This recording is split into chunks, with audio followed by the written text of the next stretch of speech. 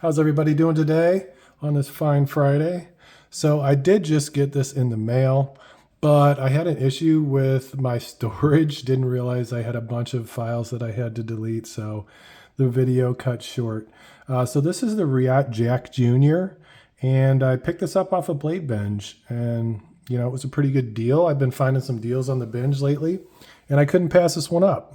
This is, like I said, the Reate Jack Jr. It is an aluminum integral handle, so all one piece of aluminum with some side cut carbon fiber overlays, which look really nice. Nice pocket clip there, relatively deep carry. Good looking profile right there. Let's pop the blade open. All right, action on this thing is amazing.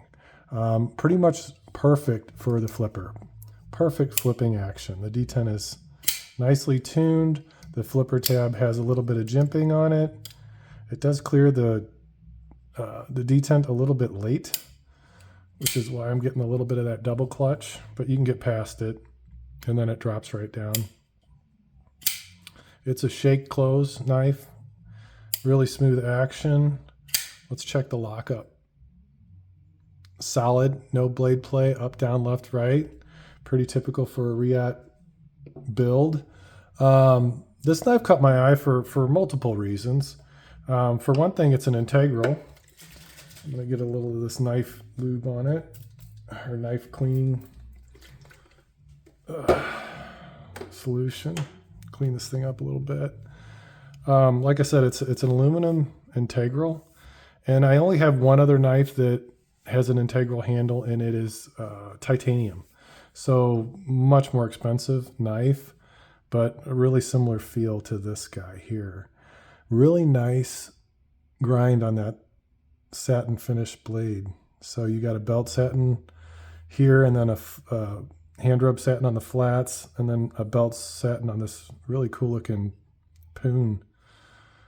Very interesting design. It's a good looking profile. So yeah, I kind of wanted this guy for a while. I saw it on Blade Show, and they had, on the Blade Show before this knife came out, they had a green one that looked really cool that they actually never released. But this black also looks pretty nice. You've got minimal hardware here. My guess is you would take off the overlay, and then you'd have access to the internals like the lock bar and such. Really cool looking. I'm going to flip it one more time here. Yeah, that's a really nice flipper. It looks like a really nice pocket clip, Sharpening choil and plunge grind are excellent. Plenty of room to sharpen this guy up, which I will do. I'll put my own edge on it. He said this was really nice, unused version of this knife, and it looks like that is the case because it does look pretty much brand new. It did not come with the box, but I'm okay with that. I bought this to use it and carry it. I really like this size knife. It's a 3.5 inch blade. I don't know what the total size of the knife is. Probably close to 8 inches or around 8 inches, which is perfect for me.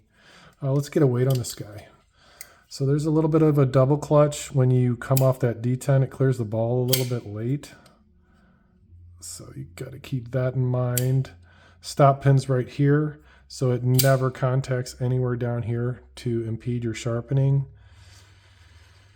And it feels pretty light for an integral especially, but it's probably because it's aluminum. Let's check this guy out and see what the weight is on it.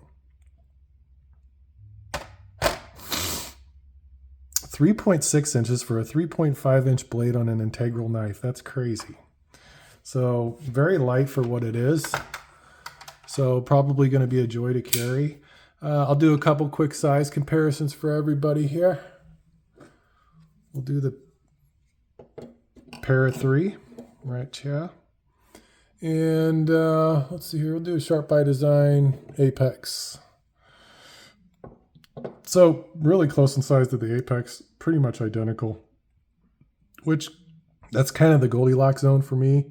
As far as EDC knives, I like this 3.25 to 3.5 inch blade shape. I mean, I do carry a lot of other knives that are a little bit smaller, a little bit bigger. This is just over 3 inches, and I love this knife. I've been carrying the crap out of it. This Gecko Custom Sakura, probably my most carried knife this year. Excellent blade. Yeah, I obviously am a big fan of Reate. I have a ton of Reate knives, and part of the reason is because of the quality. You know what to expect. You're getting a high quality blade, and it's reasonably priced for what you're getting. And this one was very reasonably priced because, like I said, I bought it used on the secondary market, and it was over half off. These guys new, I think, are just over $200, and I picked this up on Blade Bench for like $100. I couldn't pass it up. So I just liked the profile of it, and I figured, you know what, I'm not going to pass it up for that. So I went ahead and pulled the trigger on it. Some nice checkering on the integral handle here. You got that matches the lock bar. I'm assuming either a titanium lock bar with a steel lock bar insert or a steel lock bar. I guarantee it's not aluminum. Well, let's check it out real quick. That's titanium. Okay, so titanium lock bar with a steel lock bar insert. So that's kind of a premium feature, especially in a knife that is in this price range. So very nice. The carbon fiber is beautiful. I've never seen carbon fiber quite like this on any of my knives. I've got some other carbon fiber knives, but nothing with this side cut. I don't know if it's side cut, but it is different looking. You can't really see the weave in it, but you can see these nice lines. It's really nice looking. Minimal hardware on this blade. Very ergonomic handle. Incredibly comfortable. Great size. You still got a little bit here sticking out, so it's plenty big. Let's see if you can choke up. Yeah, you can choke up. It's pretty tight, but as long as you don't have big, meaty sausage fingers, you can get in there. That's kind of cool. Stop pins right there. A little bit of jimping, but you're kind of, you catch it a little bit, but it's kind of just a novelty there. But there's a nice choke up spot here for your thumb to go in that pin, and a nice wedge on this top of this blade here. Very pokey. It's a great looking thing. Little lanyard hole back here. And let's check the centering real quick. Really smooth action. Perfectly centered. Right down the middle. Let's see, no, you can't do that. Can't flick it off the blade. The detent's too strong, which is kind of tuned perfectly for this flipper. Really nice detent. I'm trying to think if there's anything else that I'm missing. Lockup is solid. Let's check this out real quick. Nice and smooth. Oh yeah, no play. Solid as a rock all the way around. Some shouldering around that lock bar, or stop pin rather. Some nice checkering here. Access to the lock bar is adequate. So you got plenty of access. It doesn't look like it's really cut out, but there's a little chamfer on both sides, and you got plenty of room to get in there. So pretty well designed knife overall. I do like that integral handle. It's really different, really comfortable. And it's rounded, chamfered. All the edges are really nice, knocked down everywhere. So far, it looks like it's going to be a good one.